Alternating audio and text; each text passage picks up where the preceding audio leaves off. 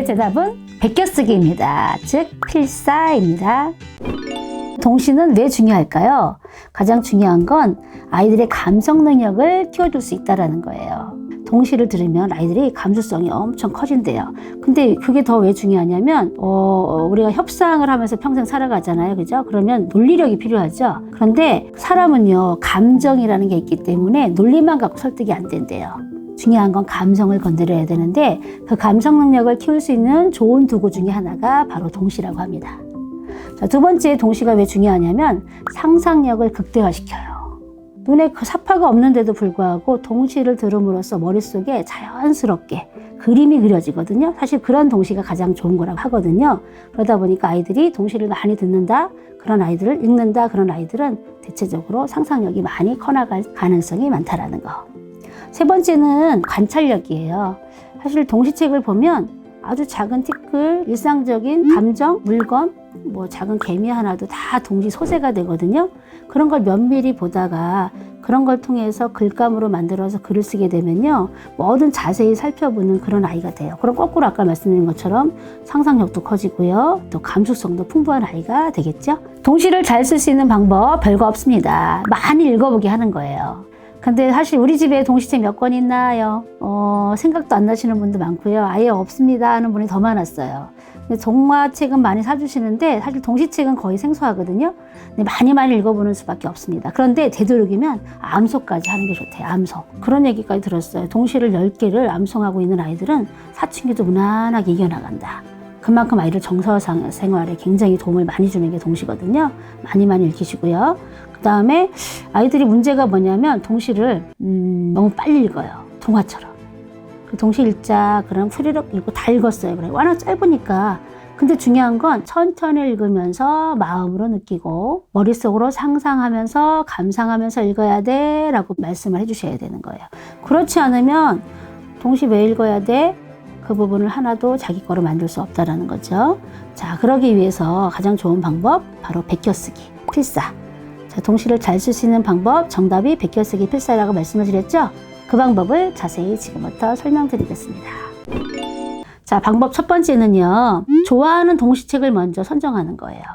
그리고 그 책을 천천히 읽으면서 소리내 읽으라고 하세요. 천천히 읽으면서 머릿속에 그림을 그려가면서 마음으로 느끼면서 읽다가 마음에 도는 동시가 있다.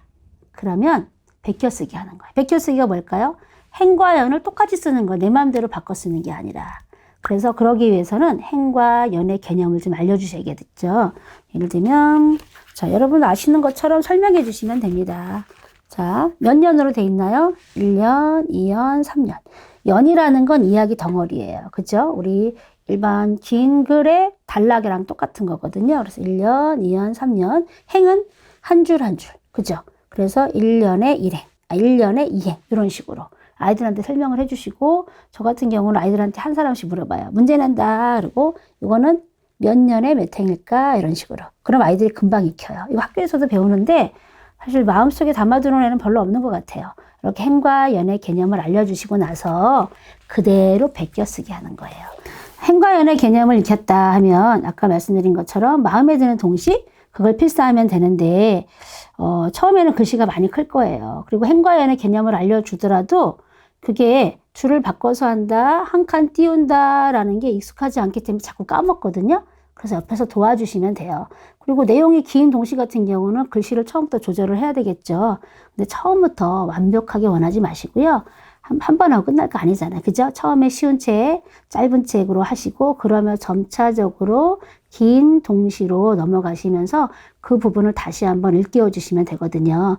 자, 근데 필사할 때 그냥 하얀 노트 하면 애들이 별로 흥미가 없어 보여서 제가 만든 노트가 있습니다. 자, 이 책입니다. 제가 만든 책인데 참고하시라고 보여드리는 거예요. 제목도 넣었죠. 이름도 쓰게 하고요. 그 다음에 본문을 보시면 이렇게 나도 동시 작가에서 이름을 좀 넣어줬어요. 제목 넣고요. 날짜는 꼭 쓰게 했습니다. 왜냐하면 포트폴리오까지는 아니지만 아이들 나중에 커서 추억이 되게끔 날짜 꼭 쓰게 하고요. 그 다음에 여기다가 행과 연을 구분해서 쓰게끔. 그러면 그림이 예뻐서 그런지 아이들이 굉장히 좋아해요. 한 장 한 장 넘길 때마다 그림이 좀 다르거든요. 이렇게 또 다른 그림으로 많이 넣으셔서 아이들한테 쓸 때마다 또 다른 기쁨? 또 다른 매력을 느낄 수 있도록 해주시면 좋을 것 같습니다. 그러면 아이들이요, 몇 페이지까지 썼나도 기록이 되고, 자기가 어떤 그림을 좋아하는데 거기에 맞는 시를 찾아서 하는 아이들도 있더라고요. 이렇게 활용해 주시면 저절로 동시를 베껴쓰기 하겠죠? 자, 아이들이 필사한 장면을 제가 보여드리려고 복사해 갖고 왔거든요. 자, 이렇게. 점점 글씨가 예뻐집니다. 자, 지은이도 쓰고요. 그리고 나서 이걸 낭송하게 하는 거예요. 저 같은 경우 수업이니까 돌아가면서 낭송하게 하는데 실감나게 마음으로 느끼는 부분처럼 얘기해봐 라고 이야기하면 아이들이 쭉쭉 동화책처럼 줄글책처럼 읽지 않아요. 그래서 촉촉한 느낌이 드는 부분은 마음이 좀 약간 가라앉는 느낌으로, 경쾌하고 재밌는 거는 또 목소리 커지게 아이들이 그렇게 낭송을 하거든요. 소리 내서 낭송하는 거 굉장히 중요한 거거든요. 낭독만큼 중요한 게 낭송이거든요. 예, 제가 하나 읽어드려 볼게요. 아이들이 필사한 거. 제목은 호박꽃 초롱. 지은이는 강소천 선생님이시네요. 호박꽃을 타서는 무얼 만들까 무얼 만들까. 우리 애기 조그만 초록 만들지 초록 만들지. 반딧불을 잡아선 무엇에 쓰나 무엇에 쓰나. 우리 애기 초롱에 촛불 켜주지 촛불 켜주지. 이런 시거든요. 그런데 이 아이가 어떻게 한 줄 느낌을 썼냐면, 제가 깔깔대고 웃었는데, 반딧불이는 천연기념물이라 잡으면 안 된다. 그리고 호박꽃도 따면 밭주인한테 혼난다. 실감나죠? 아이들이 시를 읽으면서 그냥 이쁘다만 표현하는 게 아니라 과학적으로 접근하는 아이들도 있고요. 도덕성으로 접근하는 아이들도 있어요. 이렇게 한 줄 느낌까지 쓰면 완벽하게 자기가 됐다라는 거죠. 자, 이렇게 활용해 보시기 바랍니다. 이번에는요, 여러분한테 어떤 책으로 베껴쓰기 하면 좋을까 소개해 드리려고 그래요. 막상 베껴쓰기 필사해 보세요. 그러면 선생님 어떤 책이 좋아요? 항상 물어보시거든요. 그래서 인기 있는 책, 제가 봤을 때 애들 재밌어하고 좀 괜찮은 책을 소개시켜 드리도록 하겠습니다. 가장 쉬운 건 우산 속이에요. 윤삼석 선생님 시인데 그림도 직접 그리셨거든요. 근데 시가 간결하면서도 굉장히 그림 그리기가 쉬워. 그러니까 상상이 금방 돼요. 짧은 것도 있지만, 그래서 제가 개인적으로 좋아하는 시인이 바로 문삼석 선생님이신데, 이 책 말고도 도토리 모자라는 제목으로 또 있어요. 한 2권 정도 사주시면 교과서에도 많이 나오고요. 어디서 들어봤는데 유명한 것도 꽤 많아요. 이런 거 보여주시고, 그 다음에 숫자로도 동시를 쓴 게 있어요. 굉장히 신기하지 않나요? 숫자만 가지고도요, 다양한 동시, 재미있는 동시를 꾸며본 거. 그러면 숫자에 관한 또는 뭐 나중에 수학까지 재밌어지는 그런 계기가 될 수 있겠죠. 자, 이번에는 아이들한테 꼭 필요한 의성어이태어. 그러니까 흉내말이잖아요. 의성어만 가지고 쓴 동시. 우리가 의성어 하면 맨날 몇 가지 정도밖에 구사를 못 하거든요. 굉장히 다양합니다. 그래서 아이들한테 이런 재미도, 읽어주시는 재미도 있고요. 베껴 쓰는 재미도 있으니까 이런 책도 한번 구입해 보시기 바라겠고요. 그 다음에 조금 무겁거나 긴 이야기도 있어요. 지구는 코가 없다. 딱 느껴지시죠? 제목에. 그러니까 지구 환경에 관한 이야기. 자, 이런 것도 있고, 같은 지구 환경에 관한 이야기로 콜라 마시는 북극곰. 결국 자연 환경이 파괴되면 동물도 우리도 살아갈 수 없다라는 환경에 관한 걸 시로 지으신 거예요. 이런 것도 꼭 읽어야 되지 않을까요? 자, 마지막으로는 시의 종류가 굉장히 많은데 그 중에 동화시라는 게 있어요. 동화시. 뭘까요? 동화 플러스 시. 그러니까 내용은 동화인데 형식은 시예요. 그래서 동화시라는 장르가 있는데 이야기이다 보니까 길어지거든요. 근데 형식이 시인데 입에서 딱딱 맞아요. 그러니까 노래처럼. 아주 재밌습니다. 특히 아이들이 좋아하는 거, 길지만 꼭 이거 뺏겨 쓰는 애들이 있어요. 아주 긴데도 불구하고. 신발 속에 사는 악어. 위기철 선생님, 그 무기 팔지 말아요 책으로 유명하신 분 있죠? 그분이 쓰신 책인데 어른들이 읽어도 정말 재밌습니다. 이런 거는 이야기처럼 느껴지기 때문에 아이들이 동시로 다가가기 훨씬 더 쉽거든요. 이런 책도 같이 다양하게 구비해 주시는데, 사실 이거 말고도 굉장히 많은데 일일이 다 제가 답변 드릴 수도 없고, 그래서 이거 물어보시는 분이 상당히 많아갖고 제가 동시 목록을 만들었어요. 어른들 강의할 때 제가 드리는 자료이긴 한데 밑에 더보기란에 올려드릴 테니까, 물론 품절되고 절판된 것도 있긴 할 거예요. 그 사이에. 그래도 아이들한테 보여주기 괜찮은 책으로 선정해 놨으니까요. 다양한 책으로 선정해 놨으니까 참고해 주시기 바랍니다. 이번에 연령이 조금 높은 아이들, 초등학교 중학년 이상 아이들하고 할 수 있는 베껴쓰기인데요. 가장 좋은 건 명시가 아닐까 생각합니다. 명시란 건 뭘까? 유명한 시. 그죠? 시간이 지나도 가치가 있는 시, 명작 동화처럼 마찬가지죠. 그런 시를 아이들한테 어릴 때부터 많이 읽히면 시적 언어, 또 감수성, 상상력, 뭐 어린아이들처럼 막 의성어, 의태어, 또는 의인화 기법은 아니겠지만 아이들한테 정말 마음이 따뜻한 아이, 이런 아이들도 키울 수 있거든요.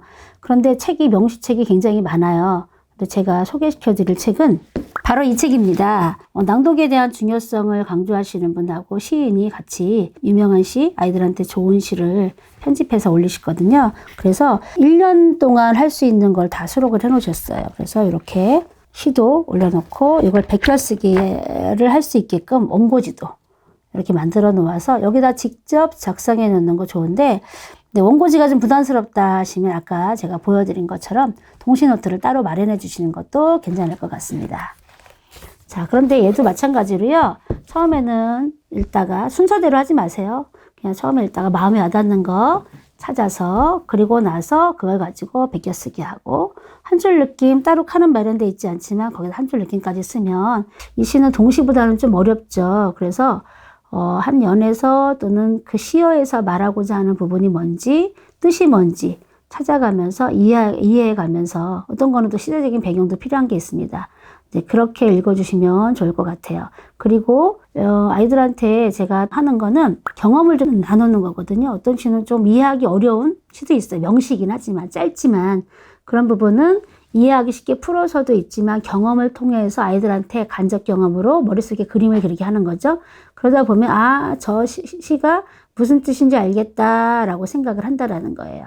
그러면서 필사를 하게 되면 그냥 글씨 연습만 하는 것이 아니라 진짜 내 거가 되는 그런 효과를 보실 수 있습니다. 베껴쓰기를 하고 난 다음에 하면 효과적인 게 있습니다. 그게 바로 뭐냐면 자유시를 창작하는 거예요. 자, 필사를 계속 하다 보면 아이들은 이런 시 나도 쓰고 싶다라는 욕구가 생기나 봐요. 그래서 아이들 중에 저한테 선생님 저도 쓰면 안 돼요? 그러더라고요. 그래서 거기는 필사하는 곳이야. 그래서 다른 종이를 줬는데 너무 잘 쓰는 거예요. 근데 걔만 잘 썼다면 그 아이 능력이라고만 볼 수 있잖아요. 근데 그 팀의 아이들이 다 잘 쓰더라고요. 그래서 제가 그럼 노트를 만들어 줄까? 그랬더니 사실 애들 글쓰기 싫어하잖아요. 싫어하지 않고 네 그러는 거예요. 그래서 제가 아까 보여드린 것처럼 그림으로 되어 있는 동시책을 만들어 줬는데 저희 학원에 오자마자 아이들하고 쓰고 있는데 세상에 반 이상은 벌써 주제를 정해 갖고 와요. 생각 안 나는 친구는 차 타고 오면서 봤던 거, 또는 요즘에 가장 인기 있는 게 코로나거든요. 그런 부분으로 막 쓰게 되거든요. 그런데 얼마나 기가 막힌 게 많이 나오는지 몰라요. 처음에는 일기처럼 나오긴 해요. 뭐뭐했다. 근데 처음엔 들어주세요. 그러다가 자꾸 들으니까 일기 같은 느낌이 드네. 어떻게 하면 좋을까? 이렇게. 또 종류 시리즈 많이 나와. 전자제품 종류엔 여러 가지가 있다. 또 그 다음에 자동차 종류엔 여러 가지가 있다. 그래서 제가 종류는 끝, 시리즈 끝. 자, 그 다음 거 써보자. 이러면서 아이들하고 중간중간 떠오르지 않는 거, 아니면 시적인 걸 제가 툭툭 던져주거든요. 그러면 아이들이 그걸 그냥 베껴 쓰는 거예요. 그러면서 자기 시가 써지는데 나중에는 자기 고민, 인생에 대한 생각까지 담더라고요. 그걸 제가 하나를 소개시켜 드리도록 하겠습니다. 소개를 하나 해드리도록 하겠습니다. 제목은 숫자야예요. 숫자야, 너는 행복을 가져다 주는구나. 친구들이랑 만나기로 한 시간이네. 기쁨을 가져다 주고, 숫자야, 너는 아쉬움도 가져다 주는구나. 이제 가야 할 시간이네. 슬픔도 가져다 주고. 숫자야, 너는 도대체 누구 편이니? 너무 멋지죠? 숫자에 대해서 상상도 하고, 숫자라는 자체의, 시간이라는 자체의 기쁨과 슬픔을 아이들이 느끼면서 표현할 줄 아는 아이. 정말. 자, 지금까지 베껴 쓰는 방법, 그리고 동시가 왜 좋은지 설명을 드렸잖아요. 오늘 집에 찾아보시면, 아니면 교과서에 있는 동시라도 있을 거예요. 그거 먼저 시작하시면 어떨까요? 사고, 또 그런 시간에 또 다 까먹고 열정이 떨어지잖아요. 그죠?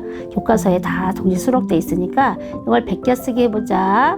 그러면 한 장 한 장 채워 나가다 보면 소리내서 읽어주고, 또 재밌는 거는 어른들하고 또 공감하면서 엄마도 아이가 잠잘 때 또는 밥 먹을 때 읽어주다 보면 저절로 외워지게 되죠. 낭송을 암기를 따로 하지 않아도 말이죠. 자, 그런 경험을 오늘부터 좀 가지시면 어떨까 생각합니다. 감사합니다. 첫 번째는 은유를 살려서 노래하듯이 낭송하게 하는 거. 두 번째는 동시에 제목을 보고 내용을 추측 한번 해보게 하는 거. 세 번째는 동시에 글감과 관련된 경험이나 지식을 말로 글로 정리해 본다라는 거. 시어의 바른 뜻, 시 안에 담겨 있는 단어가 있죠. 그런 뜻의 바른 뜻을 한번 알아보는 거, 그런 것도 좋은 지도 방법이고요.